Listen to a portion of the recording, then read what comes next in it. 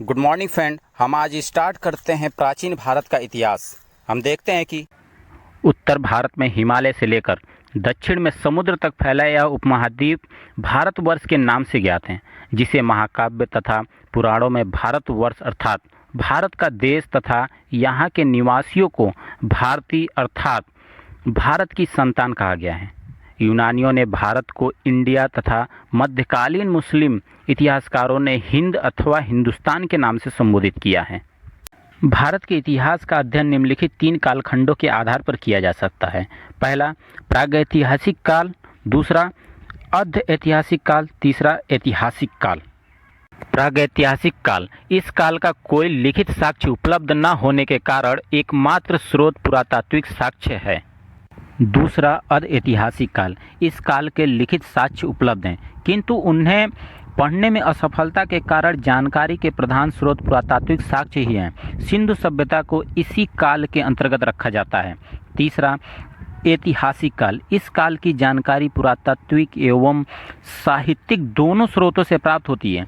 600 ईसा पूर्व के पश्चात भारत के ऐतिहासिक काल की शुरुआत मानी जाती है। हम अगली हेडिंग देखते हैं पाषाण काल। पाषाण काल में जब मानव का जीवन पत्थर पर आश्रित था, पाषाण काल कहलाता है। इस काल का विभाजन जलवायु परिवर्तन एवं औजारों के स्वरूप के परिवर्तन के आधार पर निम्नलिखित भागों में बांटा गया है। पहला पूरा पाषाण काल, दूसरा मध्य पाषाण काल, तीसरा नव पाषाण काल और चौथा है ताम्र पाषाण काल। पूरा पाषाण काल में आग का आविष्कार इस काल की प्रमुख उपलब्धि थी। पूरा पाषाण काल में मानव की जीवन का प्रमुख साधन शिकार था। सोहन घाटी क्षेत्र के चौतरा से हस्तकुठार तथा शल्क प्राप्त हुए हैं। प्रागैतिहासिक कालीन चित्रकारी के साक्ष्य पूरा पाषाण युगीन स्थल भीमबेटका मध्य प्रदेश से मिलता है।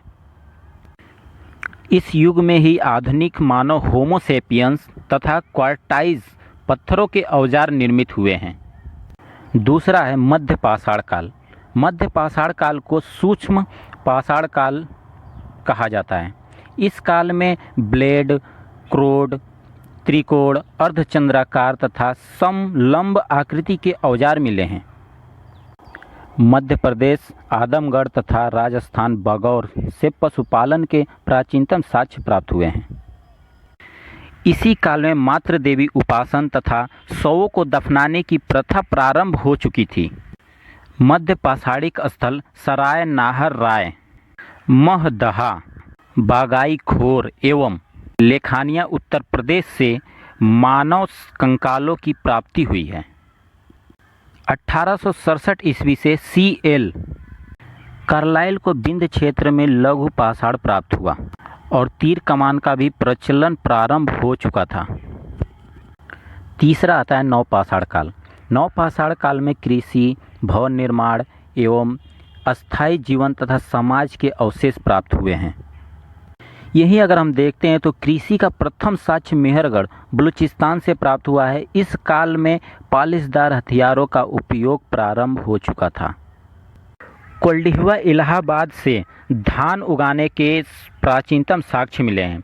बुर्ज होम जम्मू कश्मीर में गर्त आवास तथा कब्र में मालिकों के साथ कुत्ते के शव को दफनाने के साक्ष्य प्राप्त हुए हैं।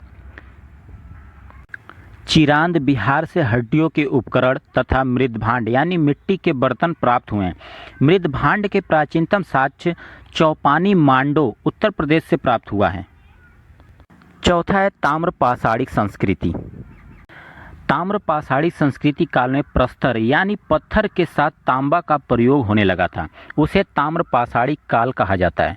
तांबा पहली धातु है जिसका उपयोग मानव द्वारा किया गया था। भारत में ताम्र पाषाण संस्कृति दक्षिण पूर्वी राजस्थान, पश्चिमी मध्य प्रदेश, पश्चिमी महाराष्ट्र तथा दक्षिण पूर्वी भारत तक विकसित थी। इस काल में चित्रित धूसर मृदभांड का उदय हुआ। जोरबे, मालवा एवं कायथ आदि प्रमुख ताम्र पाषाणिक संस्कृतियाँ थीं। ओके फ्रेंड, मिलता हूँ मैं आपसे अगली वीडियो में अगली टॉपिक के साथ। यदि यह वीडियो आपको पसंद आया हो तो अपने फ्रेंड सर्कल में शेयर करें, सब्सक्राइब करें ताकि अगली टॉपिक आपको सबसे पहले पहुँचे। Thank you so much.